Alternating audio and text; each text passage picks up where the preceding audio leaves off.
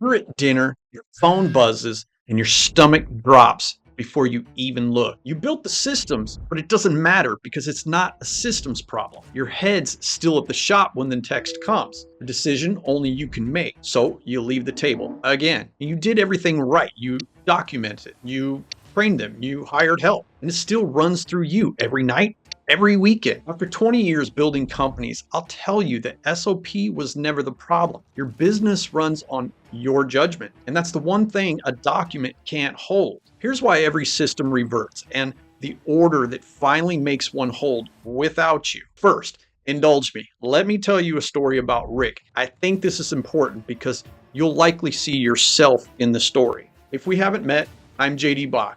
I help 7 and 8 figure founders scale, sell, or step back by getting the order right. Your capacity first, then your systems, one layer at a time. Now about Rick. He owns an HVAC company doing about $4 million a year with 22 people on his team. He doesn't have a marketing problem or a hiring problem. And at first glance, he's built something pretty solid. Now, not too long ago, Rick was at his daughter's piano recital. It was the first time she was on a real stage. His phone kept buzzing again and again. By the fourth buzz, he's already standing up in the dark, walking to the lobby because a job across town is blowing up and the tech on site is waiting on a decision only Rick can make. He settled it in about 4 minutes. Seriously, 4 minutes. And you probably guessed by now, he missed her song to do it. Here's the part that should bother you. That decision wasn't hard. A $28 an hour tech could have made it if he knew how Rick would have waited. Problem wasn't the tech. The problem wasn't the process. The problem was that the one thing the decision needed lived in one place.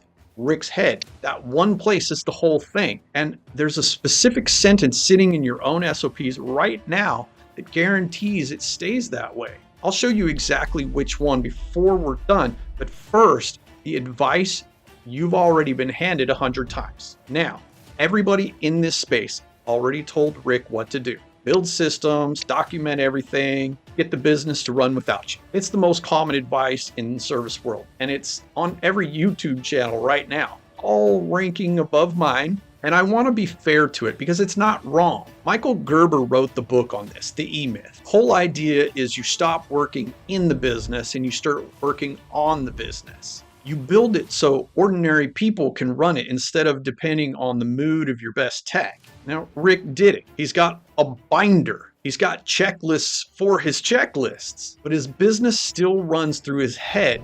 So the advice was right, and it stopped exactly one layer short of the thing that actually traps him. Nobody warned Rick about the one flaw sitting inside the binder. A system can hold a decision, can't hold the judgment that made the decision. Open any SOP you've ever written and find the line that says something like, handle escalations professionally, or keep the customer happy. That line isn't a process. It's a blank. It's a spot where you basically wrote, insert me here.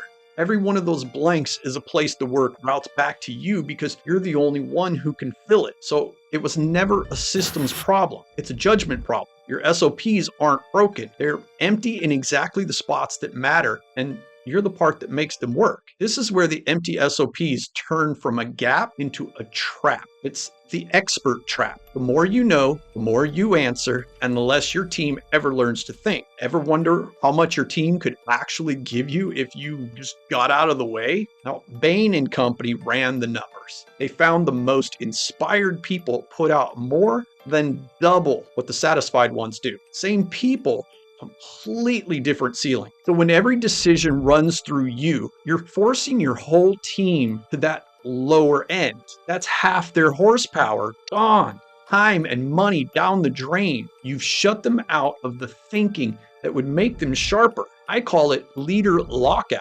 You, right now, are accidentally locking them out. Every time a decision comes to you and you solve it quick style, it feels like leadership. It feels like you're helping. And there's a reason it's so hard to stop. It's a hit from a powerful chemical. Your brain rewards you with a little dopamine every time you're the one who solves it. That's the solver's high.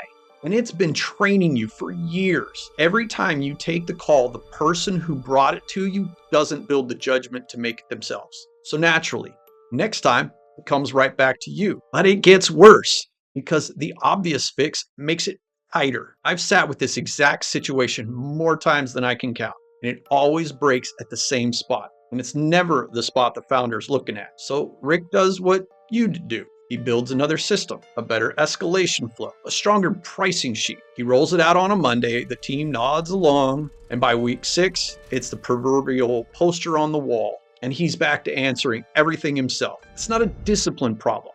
He didn't suddenly become lazy. The systems reverted, and it went back to the way it was before for one reason. There was still no one who could hold the judgment inside it. That's the Revert Engine. It doesn't fight you. It just pulls every decision back to the only person who can make it. You can't install a decision framework onto people who've never been allowed to decide. And while that's happening, watch what it costs. The revenue grows, 4 million becomes 5 million, but the number of decisions that only Rick can make grows right along with it. So he's built a bigger business and a smaller life. 5 million in revenue, and he still can't sit through a recital. That's the trap closing. You scale the company, and at the exact same time, you scale the company's dependence on you. There's a way out, and it's an order of operations, not a new binder. You can write down the decision. You can't write down the judgment behind it. That part you have to transfer, and transferring it is slower before it's faster. Stephen Covey calls it stewardship. You hand over the results, the outcome, and let your person own the how. And it will cost you more time up front. Think of the goose and the golden egg. The systems are the eggs, that output you want. Your people's judgment is the goose that lays them.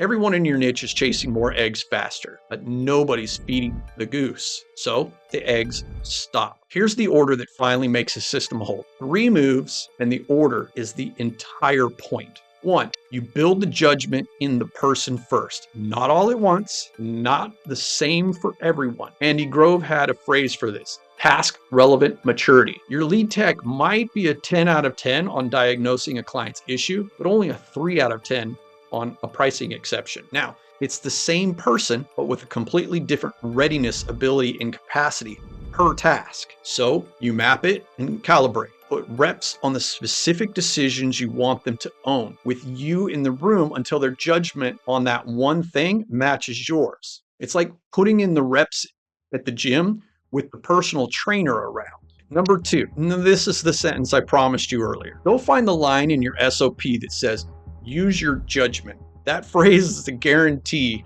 the work comes back to you. It's not a decision, it's vague. Instead, replace it with a threshold. Prove any pricing exception under $300 without me. Now, they don't need your judgment. They've got a boundary they can hold without you, and that's the whole game. Number 3, now the system holds because there's finally a person who can run the empty spot and a clear role for what still comes to you. The SOP stops being a poster on the wall and starts being a thing that runs without you standing next to it. So capacity first, then the system. That's the reversal.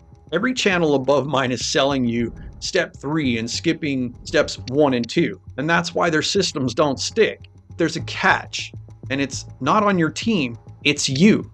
Every part of you is going to fight this. When your tech is working through a decision you could totally make in 10 seconds, and you're watching him head somewhere you can see is wrong, you're going to feel it. That pull to jump in and fix it, that's not a leadership instinct. That's the solver's high firing again, and it does not care whether this decision actually needs you. It fires the same way either way. And here's the Revert Engine disguised as diligence. Let me just check this one, or let me take a look. It sounds like the responsible thing to do, but it's really just a reversion, a subtle slide back to where you started. Every time you take one back, you cast a vote for the same story. I'm the one who decides here, and your team, they file it away. So I'm warning you now, it's going to get worse before it gets better. The first 2 weeks Rick stopped answering, it was ugly. The job got mispriced. He bit his tongue, sat on his hands, and he let it happen. Most founders quit right there and they say, see, they're not ready. They quit at the exact moment the rewiring was about to take. Because by week 5, Rick's tech made the decision across town, priced it the way Rick would have, and Rick found out at the dinner table by being able to keep his phone in his pocket. It was never a systems problem. Your business runs on judgment you carry in your head.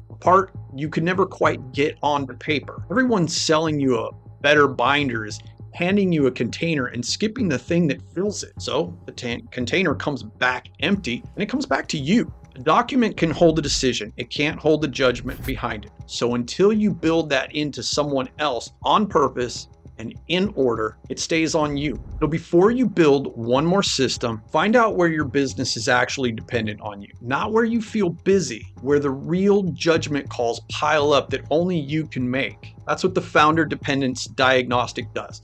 It's free, it takes only a few minutes, and it shows you the exact spots your business runs through your head. The link's below. Start there because you can't transfer judgment you haven't located yet. I'll see you in the next video.